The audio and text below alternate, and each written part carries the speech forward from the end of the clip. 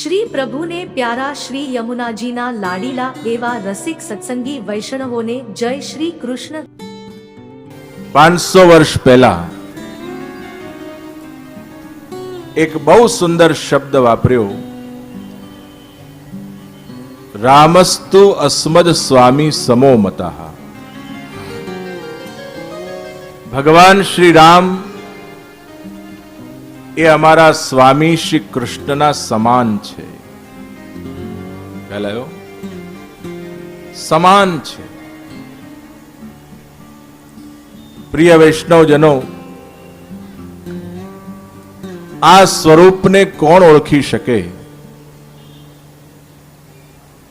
કૃષ્ણ સામે દુર્યોધન ઉભો હતો, પણ દુર્યોધનને કૃષ્ણ સમજાયા નહીં. રામ સામે રાવણ ઉભો હતો, રાવણને રામ સમજાયા નહીં. આપણી સામે સાક્ષાત બ્રહ્મ હોય, પણ ઘણીવાર એકાગ્રતાના અભાવમાં એનો અનુભવ ન થાય. આનું કારણ છે કે વ્યક્તિ પોતાની ચિંતાઓમાં વ્યસ્ત હોવાથી ચિંતન કરી શકતો નથી. જો એક ગામની વાત છે, એક જ્ઞાની સંન્યાસી એ ગામમાં આવ્યા અને જ્યારે જ્યારે એમનો ધ્યાન તૂટે ત્યારે એક શબ્દ બોલે,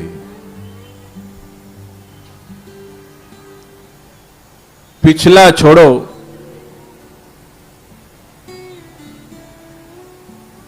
आगे की छोड़ो, बीच की पकड़ो. શું કે? પાછલી છોડ, આગળની છોડ અને વચની પકડ. એક ગોવાળિયો ત્યાં રોજ આ સાંભળે. એના મનમાં બહુ કૌતુક થાય કે આ ગુરુદેવ શું બોલે છે. 3 મહિના સુધી લગાતાર એ સાંભળ્યા કર્યું. એવામાં અચાનક એક દિવસ ગામની સ્ત્રીઓ, કન્યાઓ કુવા ઉપર પાણી ભરવા આવી. એટલે પેલા ગોવાળિયાની બુદ્ધિ પેલી જડ હતી, સંતનો એ મેસેજ સમજી શકી ન હતી. અગલી છોડ, पिछली छोड़, बीच की पकड़. એના મનમાં એવો વિચાર આવ્યો કે આગળની કન્યાને છોડો, આ પાછળની કન્યાને છોડો, પેલી વચલી છે ને એને પકડી લો. જડ દઈને પેલી વચલી કન્યાને પકડવા ગયો. હાથ પકડ્યો ત્યાં તો જોરથી 2 લાફા પડ્યા. માથામાં જે મટુકી હતી એ પેલા ગોવાળિયા ઉપર ફોડવામાં આવી. અડધો બેભાન જેવો થઈ ગયો. એટલે ગોવાળિયાએ કીધું, મને કેમ મારો છો? આ જેમની પાસે હું શીખ્યો છું અને મેં સાંભળ્યું છે એમના કહેવાથી મેં હાથ પકડ્યો છે. તો પેલી ગામની કન્યા બોલી, કોણે તને શીખવાડ્યું? જો પેલા મહારાજ બેઠા છે ને એમણે મને શીખવાડ્યું. હવે આ બધી ગામની કન્યાઓ સંન્યાસી પાસે જઈને ગુસ્સે થવા લાગી. ગામની કન્યાઓ કહ્યું કે આવું બધું શીખવાડો છો? ત્યારે સંન્યાસીએ કીધું, જો ભાઈ, मैंने कहा था पिछली छोड़, अगली छोड़ और बीच की पकड़. એનો અર્થ છે અગલી આની પોતાની બાલ્યાવસ્થા, पिछली આની ભવિષ્યની જે વૃદ્ધાવસ્થા, અને બીજ કિયાની કુમારાવસ્થા. આ વસ્તુ સમજજો ખાસ. પોતાની બાલ્યાવસ્થામાં વ્યક્તિ હજી બહુ ગંભીર હોતો નથી. વૃદ્ધાવસ્થા એ વ્યક્તિને અર્થહીન બનાવે છે. પણ કુમારાવસ્થા, જ્યારે હજી એ યુવાન બન્યો નથી, પણ 15-16 વર્ષનો, જેને આપણે ટીનેજ કહીએ છીએ ને આજના જમાનામાં, ટીનેજર્સ, આ 15 થી 16 વર્ષની ઉંમરનો બાળક હોય અને ત્યારથી જો એ ધર્મ તત્વનું પાલન કરતો થઈ જાય તો વૃદ્ધાવસ્થામાં પણ એ ધર્મને છોડતો નથી, ભલે એ શરીરને છોડી દે છે. પરંતુ દુઃખની વાત એ છે કે ટીનેજર્સના મનમાં એક એવો ભાવ છે કે અમે મોટા થઈને જ ભગવાનનું નામ લઈશું. પ્રિય વૈષ્ણવ, હમણાં જ આપે પ્રહલાદજીનું ચરિત્ર શ્રવણ કર્યું. આજ પ્રહલાદજીએ પોતાના પિતાનું જ્યારે મૃત્યુ થયું ત્યારે ભગવાને એક બહુ સુંદર વણમાંગી વાત પ્રહલાદજીને આપી. શું આપી? બેટા પ્રહલાદ, આજે હું તને મારા તરફથી કંઈક આપવા માંગુ છું. જુઓ, માંગીને મળે એ પુષ્ટિ માર્ગ નથી, પણ ભગવાન એની ભક્તની એકાગ્રતાથી પ્રસન્ન થઈને કંઈક આપી દે એ પુષ્ટિ છે. ભગવાને શું આપ્યું? ભગવાને કહ્યું, પ્રહલાદ, આજે હું તારા ઉપર એટલો બધો પ્રસન્ન છું કે હું તને એવું વરદાન આપું છું કે 24 કલાકમાં બધો જ સમય તને મારું સ્મરણ રહેશે. બસ આ તને મારા આશીર્વાદ છે. વિચાર કરો, ભગવાન આવો વરદાન કોઈને આપે તો કેટલો આનંદ આવે. આવો આશીર્વાદ વણ માંગે મળ્યો. આ છે ભગવાનની કૃપા. અને એ કૃપાનો અધિકારી કોણ બને છે? ઘણીવાર પોતાની જાતને પ્રશ્ન કરજો કે આવી કૃપા આપણા ઉપર કેમ થતી નથી? એવું પણ નથી કે નહીં થાય, હો, થઈ શકે છે. પરંતુ જે વ્યક્તિ પહેલા મનુષ્ય બને, મનુષ્યના કર્તવ્યનું પાલન કરે, એ મનુષ્યતાનો ભાવ એના અંદર જાગૃત થાય, ઘરમાં ક્લેશ કરતો બંધ થાય. આ યાદ રાખજો, ચેરિટી બિગિન્સ એટ હોમ. ઘરમાં પણ ઠાકોરજી જ બિરાજે છે ને. હવે ઘરમાં ઠાકોરજી બિરાજતા હોય ને ઘરમાં બહુ જ ક્લેશ થાય, ઈર્ષા, રાગ અને દ્વેષનું વાતાવરણ હોય, તો ઠાકોરજી એ ત્યાં બિરાજીને પણ પ્રસન્નતાનો અનુભવ કરતા નથી. એક ભાઈને લક્ષ્મીજીએ સપનું આપ્યું. બહુ પહેલાની વાત છે. લક્ષ્મીજી એના સપનમાં આવીને કીધું, देख भाई, तेरे घर पर मैं कुछ ही दिन रहने वाली हूं, पर मैं चली जाऊं उसके पहले तेरा कुछ अच्छा करके जाना चाहती हूं. तू मेरे पास कुछ मांग ले. आ मानस पण बहु होशियार हतो. एणे लक्ष्मीजी ने कीधुं, हे लक्ष्मी देवी, आप जशो तो मने गमशे नहीं. થોડુંક મારા ઘરવાળાને પૂછી તો જોઉં કે શું માંગવું.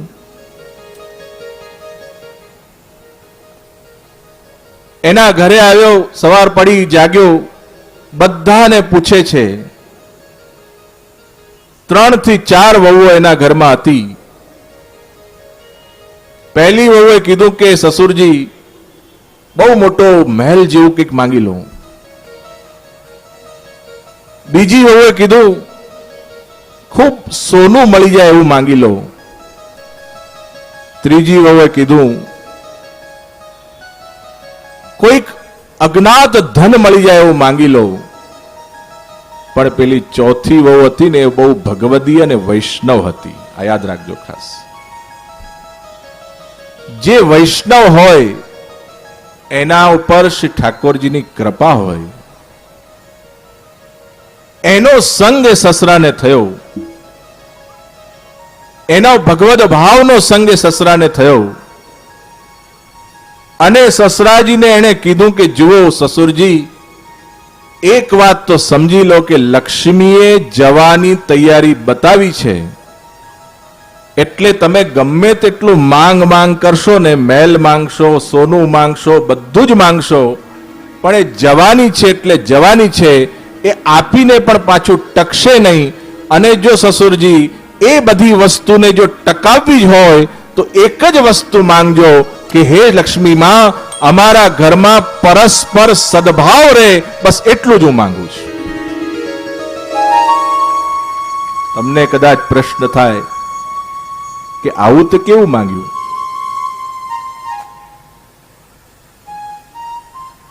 બીજા દિવસે લક્ષ્મીજીને જ્યાં સ્વરૂપ હતું ત્યાં પેલો કહેવા લાગ્યો,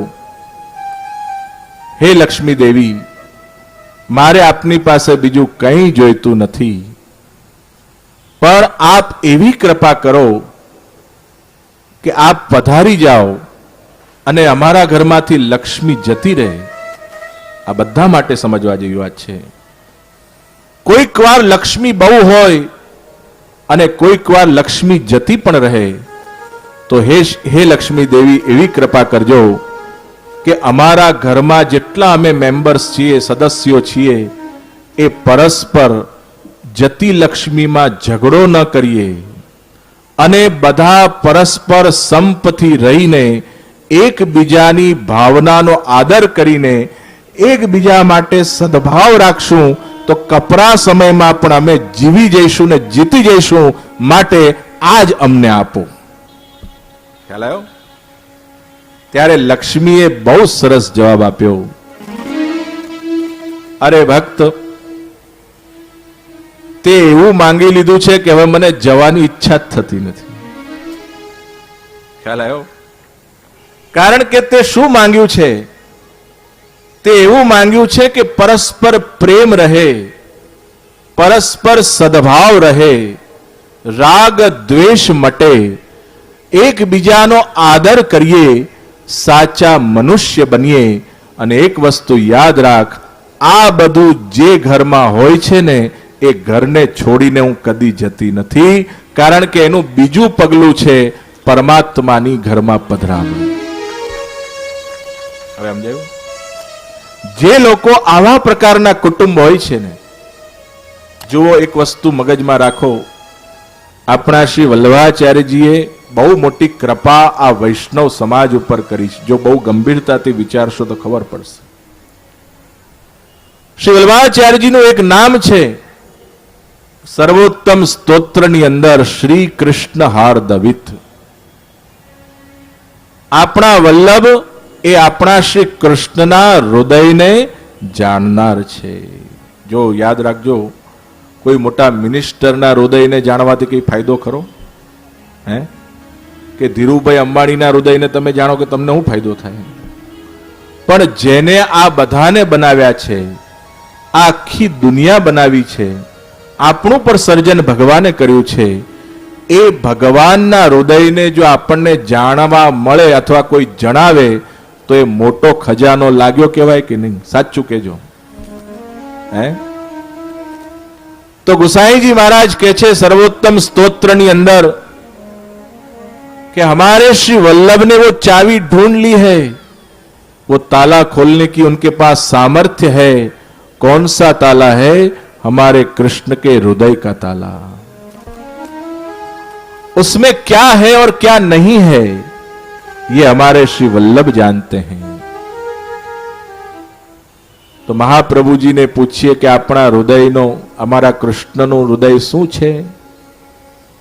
તો વલ્લભાચાર્ય કહે છે કે અમારા કૃષ્ણનો સ્વભાવ હું જાણું છું અને એની ચાવી કૃપા કરીને હું વૈષ્ણવને આપવા માંગુ છું, જેથી કરીને એક સધે સબ સધે और सब सधे सब जाए. એક ભગવાનને જે માણસ જાણી લે છે અને સમર્પિત થઈ જાય છે, પરમાત્માના હૃદયની અંદર ચરણારવિંદમાં જેની અતૂટ શ્રદ્ધા વધી જાય છે, એ વ્યક્તિ ભલે લૌકિક દ્રષ્ટિએ કદાચ ઓછા પૈસા વાળો પણ હોય, પણ એની ખુમારીને કોઈ ખરીદી શકતું નથી. ખ્યાલ આવ્યો? ભગવાન જે પણ કરશે કંઈક સારું જ કરશે એવો એનામાં વિશ્વાસ પેદા થાય છે, એના જીવનમાં નિરસતા નીકળી જાય છે.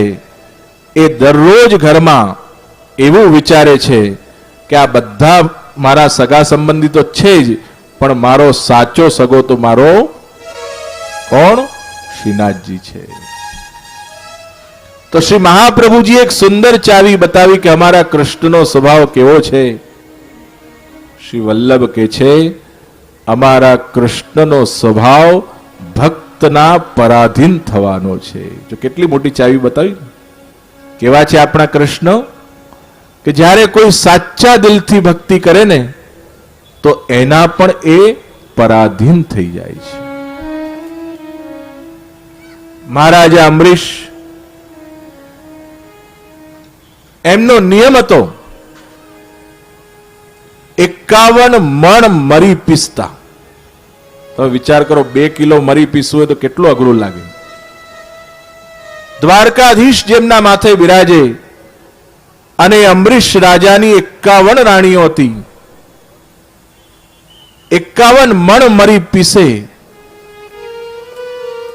પણ એક પણ રાણી એવી નહીં કે જે મહારાજા અંબરીશને મદદ કરે.